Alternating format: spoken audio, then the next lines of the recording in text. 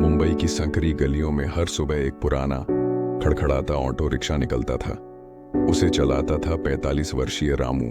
गहरे सांवले चेहरे पर थकी आंखें, लेकिन उनमें झलकती थी एक उम्मीद की चमक। उसके बदन पर फटा हुआ कुर्ता, पैर में घिसी हुई चप्पलें और पीठ पर जिम्मेदारियों का बोझ। रामू एक रिक्शा चालक था, लेकिन उसके सपने किसी बड़े व्यापारी से कम नहीं थे। उसका सबसे बड़ा सपना था अपनी बेटी पूजा को डॉक्टर बनाना। मैंने पढ़ाई नहीं की, लेकिन मेरी बेटी पढ़ेगी, सफेद कोट पहनेगी और लोगों का इलाज करेगी। वो हर सवारी को यही कहता। जब कभी कोई यात्री पूछता, क्यों भैया बेटी को डॉक्टर क्यों बनाना है, वो मुस्कुराकर कहता, गरीब का इलाज करने वाला अगर कोई हो सकता है तो वो एक गरीब की बेटी ही हो सकती है। रामू की पत्नी कमला एक घरेलू महिला थी जो पूजा की किताबों और स्कूल यूनिफॉर्म के लिए अपनी चूड़ियां तक बेचने को तैयार रहती।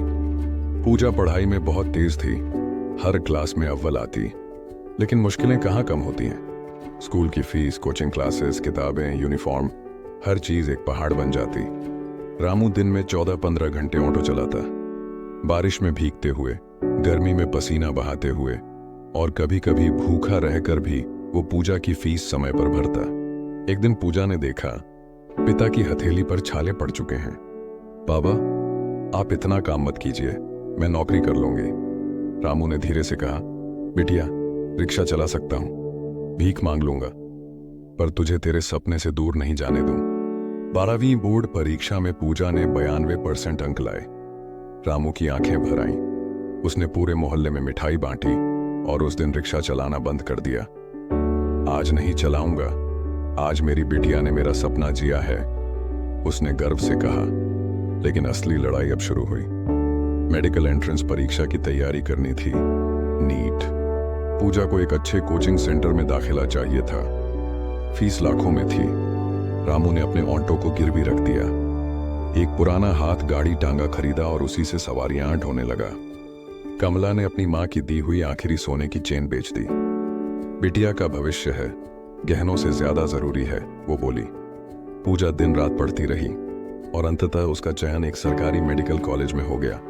रामू ने पहली बार पूजा को कॉलेज गेट पर छोड़ा और वापस मुड़ते हुए उसकी पीठ थपथपाई। अब तेरा सफर शुरू होता है बिटिया। कॉलेज के 5 साल रामू के लिए परीक्षा से कम नहीं थे। स्कूटर अब लगभग जवाब दे चुका था, लेकिन वो हर महीने पूजा के हॉस्टल का खर्च, किताबें और जरूरतें पूरी करता। पूजा भी खाली नहीं बैठी। कॉलेज के बाद पार्ट टाइम ट्यूशन लेने लगी ताकि पिता का बोझ थोड़ा कम कर सके। कई बार कॉलेज में उसे ताने सुनने पड़ते, रिक्शा वाले की बेटी डॉक्टर बनेगी, लेकिन पूजा हर बार पिता के पसीने को याद कर चुपचाप आगे बढ़ती रही। 5 साल बाद एक दिन रामू की रिक्शा में एक सवारी बैठी जो लगातार फोन पर किसी डॉक्टर से बात कर रही थी। रामू ने जब डॉक्टर का नाम सुना, उसकी आंखों में चमक आ गई। डॉक्टर पूजा रामू यादव।